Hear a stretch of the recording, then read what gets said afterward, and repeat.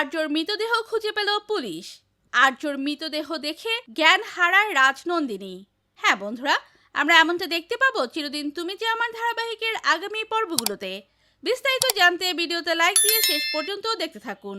পোড়াবাড়ি থেকে যে মৃতদেহটা উদ্ধার করা হয়েছে সেটা আর্য স্যারের নয় তো।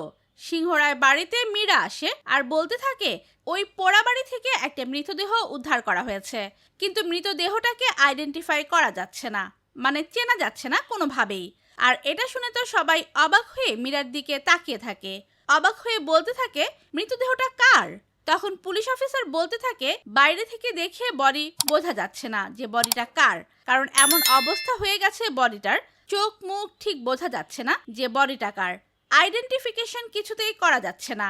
আর এটা শুনে তো অপর্ণা পুরো কান্নায় ভেঙে পড়ে। অপর্ণার মনে কোথাও একটা উকি দিতে থাকে যে ওটা আবার আর্য স্যারের নয় তো। তাহলে কি আর্য স্যার এভাবেই আমাদের মাঝ থেকে হারিয়ে যাবে?